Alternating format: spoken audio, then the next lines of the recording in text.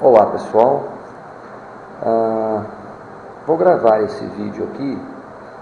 Chegou alguns e-mails, algumas perguntas aqui para mim sobre o que aconteceu nesses 2, 3 últimos dias, alguns movimentos que o mercado teve e que eu fiquei de fora e andou muitos pontos, 1.000, 1.500, 2.000 pontos, eu não consegui pegar ponto nenhum.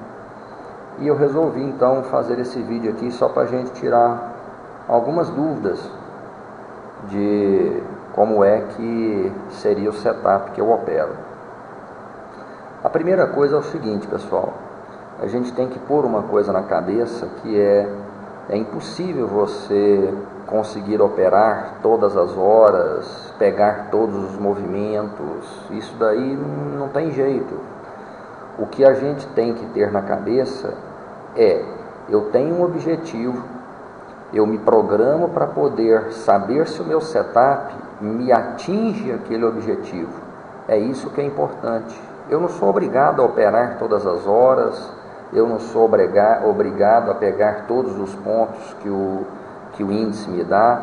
Não, eu tenho que estipular para mim um objetivo, eu tenho que estipular para mim um setup, e principalmente eu tenho que ser fiel a isso. Ou seja, se eu determino que em uma situação eu opero, eu tenho que operar ela sempre. Eu não posso simplesmente acordar um dia e dizer para mim mesmo, poxa, hoje eu vou operar tudo que aparecer, e a partir de amanhã eu não ajo da mesma forma. A gente não pode fazer isso, a gente tem que ter uma sequência, a gente tem que ter uma maneira de poder avaliar se aquilo que eu estou fazendo me traz resultados ou não, tá bom? É o seguinte, isso aqui são alguns slides que eu fiz já de um vídeo passado, mas eu resolvi colocar eles aqui só para dar uma introduçãozinha. Todo mundo sabe, né? Pelo menos estou pressupondo que isso aqui a gente tem então topos e fundos ascendentes e o movimento ascendente, né? Aqui eu tenho topos e fundos descendentes, eu tenho um movimento de queda, um movimento descendente. Quando eu faço isso daqui, ó, eu não tenho um movimento ascendente ou um movimento descendente, eu tenho uma consolidação. E o importante na minha consolidação é saber se eu vou operar dentro dela ou se eu não vou operar dentro dela, tá bom? Aqui eu tenho os 3 movimentos que a gente estuda, né, do índice, que é o movimento 3 de 400 pontos, o movimento 5 de 600 e o movimento 8 de 1.000 pontos. Eu continuo mantendo essa ideia de movimentação do índice. Só que vejam bem, não adianta eu ter um movimento como esse, tá? E simplesmente porque ele andou 400 ou ele andou 600, eu vou entrar aqui, eu vou entrar aqui.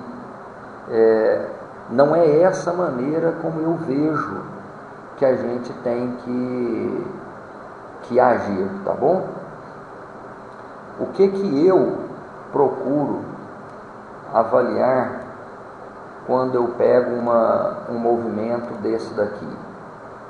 Eu vou analisar que este movimento aqui, tá, é um movimento ascendente, ele andou 400, 500, 600, 1.000, 2.000 pontos, não faz diferença.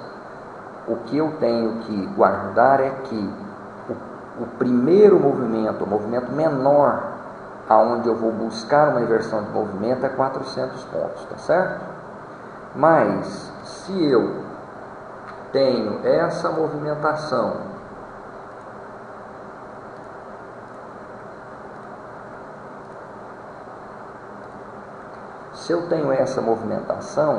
o que me interessa?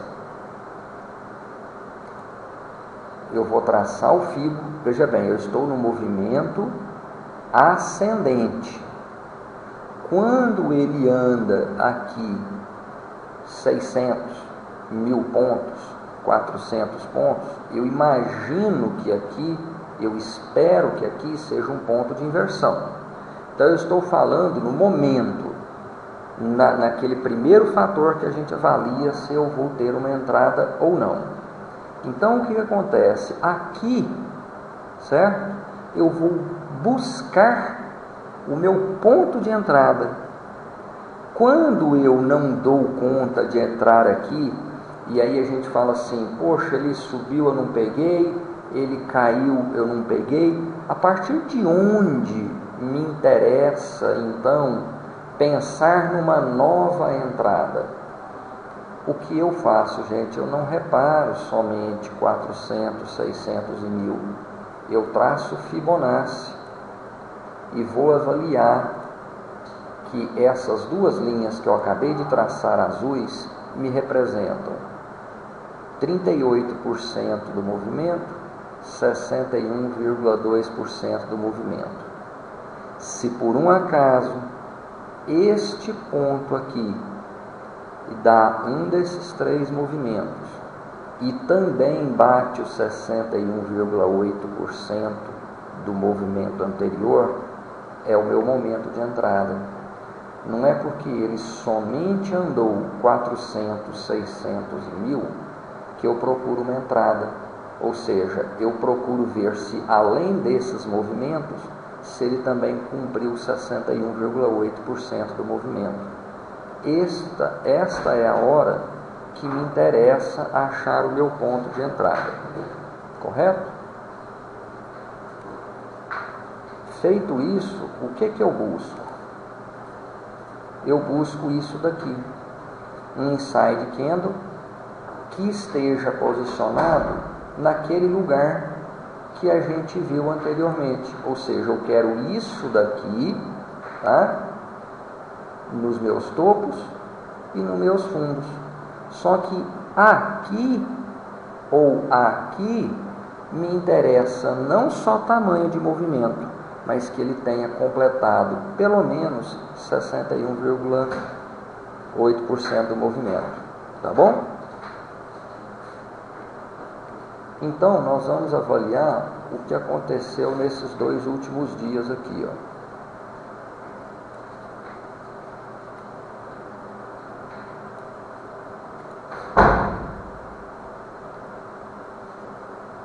Vejam bem o que aconteceu aqui, que foi por isso que eu queria mostrar para vocês aqueles slides ali.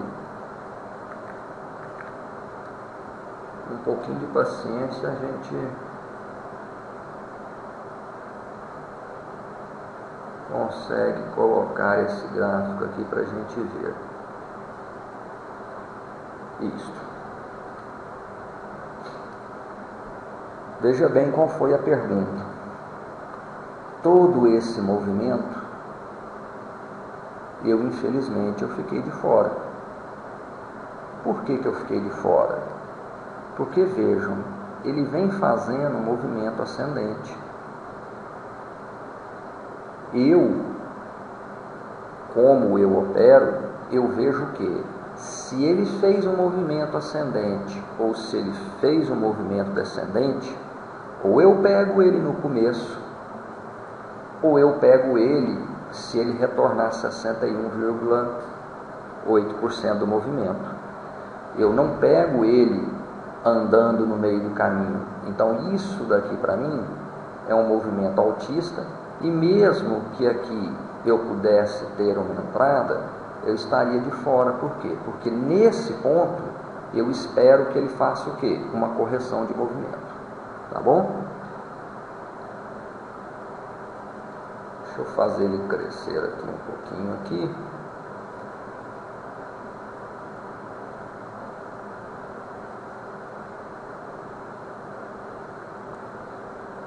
Bom, aqui sim eu tenho o meu momento de entrada, ou seja, supostamente eu enxergo isso aqui como um topo. Vejam que ele andou de 49.700 para 51.400, né? Ou seja, quase 2.000 pontos, né? Aqui eu tenho consolidação, aqui eu tenho os dois fatores que me permitem uma entrada, ou seja, eu tenho o momento da entrada e eu tenho aquele fator que determina a minha entrada, que é a consolidação ou inside candle. E aí o que acontece? Ele vai, eu entro, perco todo esse movimento, tá? Ele me dá essa oportunidade, eu entro. Quando ele cai, pessoal, aonde é que eu busco uma entrada para dizer que ele vai dar continuidade a esse movimento ascendente? Aqui, ó, na região de 61,8% do movimento. É aqui que eu penso que ele vai fazer isto, né? Vamos deixar bem, ó, eu penso que ele vai fazer isso daqui, né?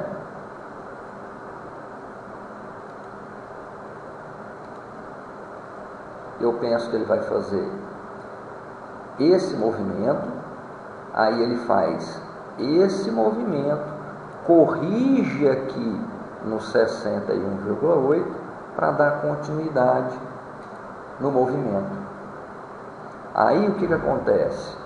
Aqui é o 61,8 no movimento inverso. Isso daqui não me propicia uma entrada. Por quê? Porque o 61,8 é relativo a qual movimento ele está fazendo. Se aqui é um movimento de queda, me interessa esse 61,8, essa correçãozinha para ele retornar 61,8% aqui, já não me interessa mais.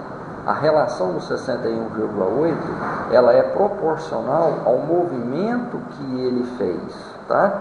Então eu não tenho entrada aqui, eu entro aqui, saí aqui, e a partir daqui eu não tenho mais nenhum tipo de entrada, tá bom? Então tá aí mais um videozinho para a gente assistir, espero que tenha ajudado a todos, e bons trades aí a todo mundo.